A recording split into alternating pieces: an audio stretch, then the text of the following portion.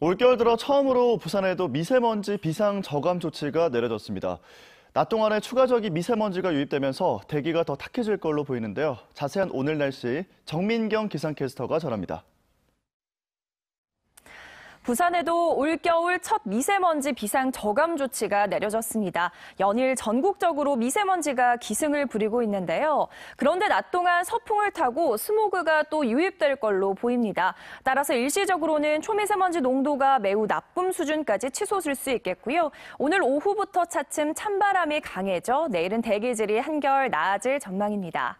오늘도 포근한 겨울 날씨가 이어집니다. 아침 기온 11도, 한낮 기온은 17도까지 올라 어제와 비슷하겠는데요. 해가 진 뒤로는 찬 공기가 내려와 기온이 크게 떨어지겠습니다. 내일 아침 기온은 2도로 예년 이맘때 겨울 날씨를 되찾겠습니다. 현재 전국에 구름이 가득한 가운데 내륙에는 안개가 짙게 끼어 있습니다. 온종일 미세먼지에 뒤덮여 오늘은 잿빛 하늘이 이어지겠는데요. 경남 서부 내륙을 중심으로는 오후 한때 빗방울이 살짝 떨어지겠습니다. 이어서 자세한 지역별 기온 살펴보겠습니다. 현재 내륙을 제외한 대부분 지역의 아침 기온이 5도를 웃돌고 있는데요. 한낮 기온은 부산과 양산이 17도, 창원이 16도까지 오르겠습니다. 오늘 오후 동해남부 먼바다엔 풍랑 예비특보가 내려진 가운데 물결은 최고 3.5m까지 높게 일겠고요. 바람도 강하게 불겠습니다. 내일과 모레는 아침 기온이 2도까지 떨어지며 예년 이맘때 수준과 비슷해지겠고요. 주말에는 기온이 다시 올라서 포근한 겨울 날씨가 예상됩니다. 날씨였습니다. 일자리를 찾아 부산을 떠나는 청년 실태, 지난주에 집중 보도해드렸는데요. 이번 주는 부산시가 주관한 엉터리 해외 취업 지원 사업 실태를 고발합니다. 최근 대표적인 청년 정책으로 떠오른 아세안 지역 취업 지원 사업, 과연 얼마나 내실 있게 진행될까요? 부산시 예산으로 진행된 베트남 취업 지원 사업의 실상을 황재실 기자가 취재했습니다. 지난 7월 부산 취업연수생 11명이 베트남 하이즈엉의 한 사설 어학원에 도착했습니다. 여기서 석 달간 베트남어를 배우고 취업 알선도 받기로 했습니다. 베트남어를 공부를 해서 베트남에 있는 기업에 취업을 하기 위해서 왔습니다. 그런데 알고 보니 베트남어 학원이 아닌 한국어 학원입니다. 한국말 가르치는 곳에서 베트남말을 배우는 겁니다. 그분도 본인 스스로 자기가 이거를 가르칠 역량 안 된다고 인정을 하셨어요. 그분도 진짜 아무것도 모르고 저희 가르치러 오신 거거든요. 부산시에 제출됐던 연수 계획서에는 베트남어 초급부터 고급까지 어휘, 문법, 회화 수업 계획이 빼곡합니다. 그냥 아침 8시부터 11시까지 하고 끝났어요. 부산시에 보고된 예산 집행 내역에는 현지 기업 탐방, 연수생들의 면접 지원을 위해 돈을 썼다고 돼 있지만 이 역시 거짓입니다. 전문적인 취업 상담도 한 번도 받은 적이 없어요. 뭐 연봉이나 이런 커리어도 다른데 그런 거를 매칭해주는 전문가를 본 적이 없었어요. 연수생들이 어학원에서 겪은 일은 더 심각합니다. 기숙사 생활이 악몽이었다는 진술. 병원에 데려다 준 뒤 커미션을 요구하고 노골적인 갑질까지. 담배 사와라, 설거지해라, 자기 집 손님들 왔을 때 밥 차려 먹고 자기네들이 다 어질러 놓은 거를 연수생한테 지우게 한다던가. 이 사업은 부산 경영자 총협회가 부산시로부터 4억 원의 예산을 받아 진행한 민간 위탁 사업입니다. 현지 교육과 취업 알선을 이 어학원에 맡긴 이유를 물었습니다. 그럼 경총이 가 알선 능력이 있다라고 판단한 부분은 여기서 안전하게 관리를 받고 큰 사건 사고가 없었던 걸로 봐서는. 하지만 안전과는 거리가 매우 멀었습니다. 거주지 신청도 하지 않고 머무르고 있었어요. 위험하죠. 저희가 출국할 때 문제가 생길 수도 있는 거고 다시 베트남에 못 오게 될 수도 있는 거고. 취업을 볼모 삼은 돈 없는 갑질의 엉터리 연수. 의욕은 꺾이고 자신감도 잃었습니다. 청년들은 저런 지자체를 믿고 도전을 하는 건데 이거를 이렇게 배신을 때리니까 사실 기대한 만큼 실망도 있고 그런 점이 많이 안타깝죠. 결국 제대로 된 취업 알선도 받지 못한 채 대부분 석 달 만에 빈손으로 귀국했습니다. MBC 뉴스 황재실입니다. 르노 삼성차 노조가 올해 임금 단체 협약 협상이 결렬됐다며 파업을 결의했습니다. 노조는 어제 부산지방노동위원회에 쟁의 중재가 중지된 이후 전체 조합원을 대상으로 파업 찬반 투표를 진행한 결과 역대 가장 낮은 66.2%의 찬성률로 파업을 가결했다고 밝혔습니다. 일부 조합원들은 강경한 기업 노조 방침에 반대하며 제3노조를 결성하는 등 노조 내부 갈등이 빚어지고 있고 회사가 중앙노동위원회에서 쟁의 조정 결정을 내려야 한다며 행정소송과 가처분 신청을 제기한 상태라 파업 돌입 절차가 늦어질 가능성도 있는 상황입니다. 다음은 오늘 아침 신문 살펴보겠습니다. 먼저 국제신문입니다. 본격적인 입주를 시작한 해운대구 LCT로 인해서 주변 지역이 일조권 피해를 호소하고 있다는 소식입니다. 해운대 LCT의 완공으로 오전엔 부산 도시철도 2호선 해운대 방향으로, 오후엔 장산역 방향으로 그늘이 길게 생기면서 학교와 인근 상인들의 피해를 입을 수밖에 없다는 건데요. LCT 측은 일조권 침해와 관련해 이미 보상 문제를 맞춰서 문제가 없다는 입장이라고 신문은 전했습니다. 다음 기사입니다. 내년 1월 운송중학교와 통합을 앞두고 해운대구 반송중 학생과 학부모들이 안전한 학습권을 확보해달라며 집단 행동에 나섰다는 소식입니다. 반송중 학부모와 학생 20여 명은 운송중 학교시설의 리모델링 공사가 끝나지 않아서 학생들이 소음과 안전사고에 노출되고 있다고 주장했는데요. 해운대 교육지원청은 강당을 제외하면 시설 준비 작업을 마쳤다며 내년 7월 공사에 들어갈 강당 공사도 운동장과 떨어진 곳에서 진행돼 문제가 없다는 입장입니다. 다음은 부산일보입니다. 가덕도에 추진하고 있는 대형 선박 수리조선 단지가 10년째 표류하고 있다는 소식 일면 기사로 올라와 있습니다. 부산시에 따르면 최근 계층화 분석 적격성 조사 결과 가덕도 수리단지는 기준치에 못 미치는 0.492%로 나왔는데요. 사업자 측은 보완을 거쳐 다음 달 해당 적격성 조사 분석을 다시 의뢰하고 내년 중에 통과하면 하반기에 착공할 계획이라고 밝혔습니다. 오늘 마지막 기사입니다. 내년 3월 운항을 시작하는 부산 헬싱키 직항 노선에 대해서 북유럽 관광객들의 여행 수요를 끌어오지 않으면 성과가 없을 거란 소식입니다. 부산 지역 여행 업체들은 수도권 대형 여행 업체들이 피내어 좌석을 독식하고 있다고 우려했는데요. 부산관광공사도 스웨덴과 스페인, 프랑스로 공략 범위를 넓혀서 100개 도시를 부산과 연계해야 한다는 청사진을 유럽 현지 박람회 등에서 알릴 계획이라고 밝혔다고 신문은 전했습니다. 지금까지 아침 신문 살펴봤습니다.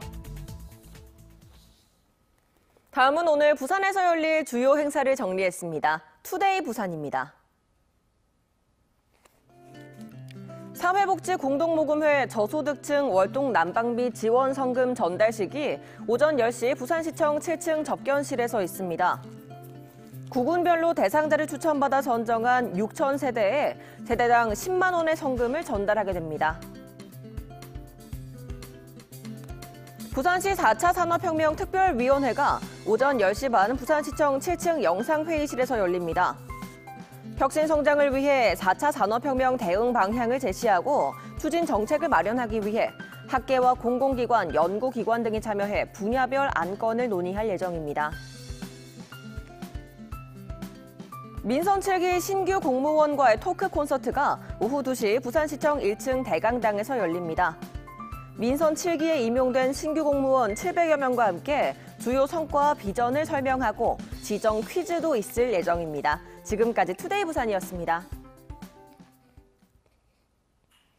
해운대 LCT 앞 산책로 한복판에 철제 펜스가 설치돼 관광객들의 눈살을 찌푸리게 하고 있습니다. 해운대구가 뒤늦게 강제 수용에 나서겠다고 밝혔지만 구청과 부산시 또 LCT의 뒷북 대응에 애꿎은 혈세만 낭비하게 생겼습니다. 류재민 기자의 보도입니다. 최근 입주를 시작한 해운대구 LCT 앞 산책로 한복판에 흰색 펜스가 기다랗게 쳐져 있습니다.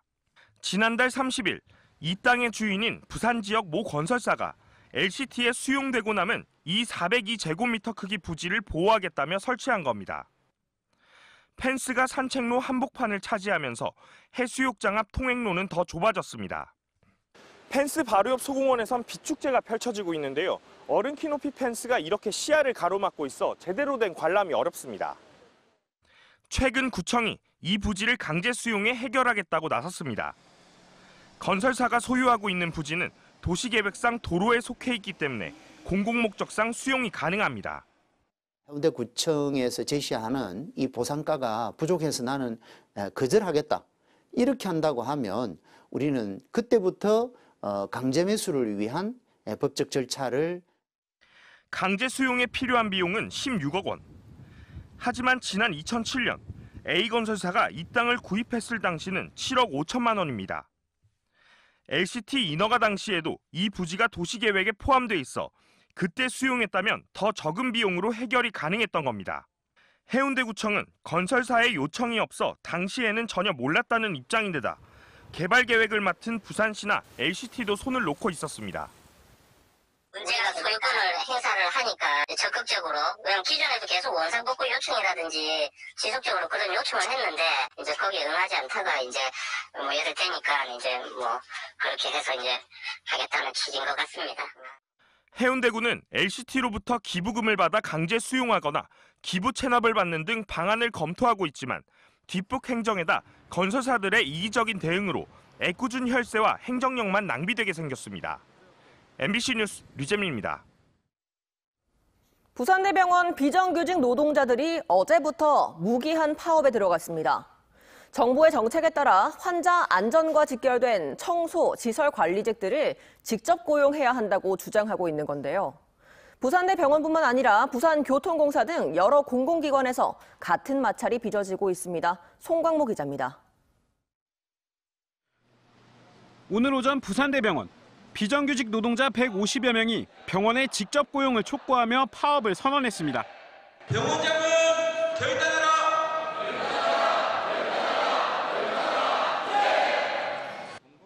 2017년 정부의 정규직 전환 방침 이후 관할 부처인 교육부가 직접 고용을 약속했지만 현장에선 여전히 이행되지 않고 있다는 겁니다. 특히 병원이 검토 중인 자회사 설립을 통한 고용은 사실상 간접 고용이나 다름없다고 주장했습니다. 감염 예방을 위한 청소, 시설 관리 업무는 병원이 직접 맡는 게 공공성 강화에 맞는 방향이라는 겁니다. 저임금 고령 노동자들의 인력을 착취하여 병원 수익을 올리기 위해서다. 부산대병원 고위관리직들이 퇴직 후 고수익 일자리를 만들기 위해서이다. 노동계가 정부의 비정규직 정규화 정책에 역행하고 있다고 비판하는 가운데 부산 지역 곳곳에선 집회와 파업이 이어지고 있습니다. 부산 도시철도 시청역에도 지난주부터 텐트와 피켓들이 설치됐습니다. 비정규직 청소 노동자 1000명이 부산교통공사에 직접 고용을 호소한 지 2년. 자회사 고용을 제한한 공사 측과 10차례 넘는 협의를 진행했지만 지난 9월 이후 대화는 중단된 상태입니다. 우리의 그냥 고용 안전, 처우 개선, 복지 요구만 원하는 거지 자회사를 했을 때 제2 용역이나 똑같기 때문에 부가세를 40억씩 내야 되는데 어떻게 잘해주겠습니까? 말뿐이지. 채용 방식을 놓고 노사가 마찰을 빚으며 정규직 전환은 계속 미뤄지는 가운데 비정규직 노동자들은 직접 고용이 이뤄질 때까지 파업과 농성을 무기한 이어가겠다고 밝혔습니다. MBC 뉴스 송광모입니다. 금융 중심지 부산.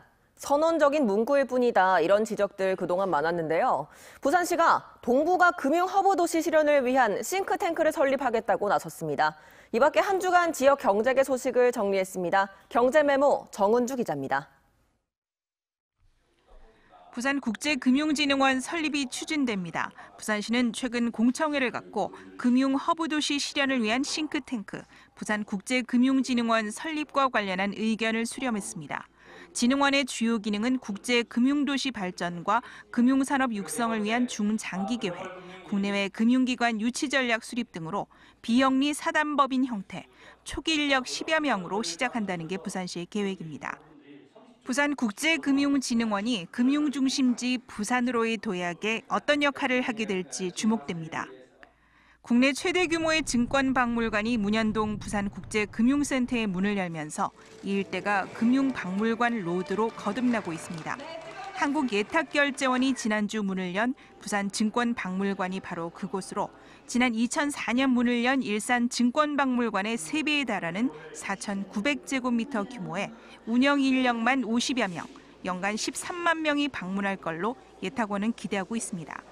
박물관은 증권이 만든 세상을 주제로 한 전시실부터 금융도서관 등 다양한 공간으로 구성됐는데 문현동 부산국제금융센터에는 이곳 외에도 한국은행 화폐전시관, 부산은행 금융역사관 등 금융 관련 박물관 4곳이 운영되고 있습니다. 한국거래소 온실가스 배출권 시장에 2021년부터 일반 투자자도 참여할 수 있게 되면서 지구온난화 방지와 투자라는 일석이조 효과를 거둘 것으로 기대됩니다.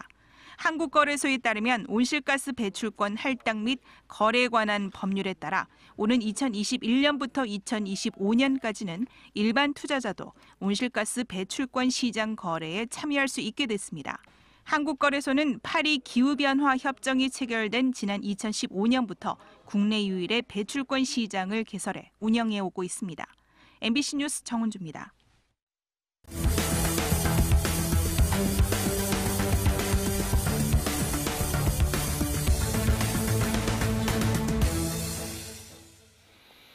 어제 낮 1시 10분쯤 북구 덕천동의 한 주택가에서 33살 A씨가 몰던 경차가 주택을 들이받고 전복되는 사고가 났습니다. 출동한 119 구조대원들이 전복된 차량에 갇힌 A씨를 20여 분 만에 구조했으며 A씨는 목과 허리 등을 다쳐 병원으로 옮겨졌습니다. 경찰은 차량 블랙박스와 목격자 진술 등을 토대로 정확한 사고 경위를 조사하고 있습니다. 부산지법 형사 4부 항소심 재판부는 대기업 사내 성폭력 사건 기사에 악성 댓글을 단 혐의로 기소된 47살 A씨에 대해 벌금 25만 원을 선고한 원심을 파기하고 무죄를 선고했습니다. 재판부는 A씨가 사건의 실체를 다루는 기사를 읽고 자신의 추측을 댓글로 표현한 걸로 보인다며 무죄 이유를 밝혔습니다.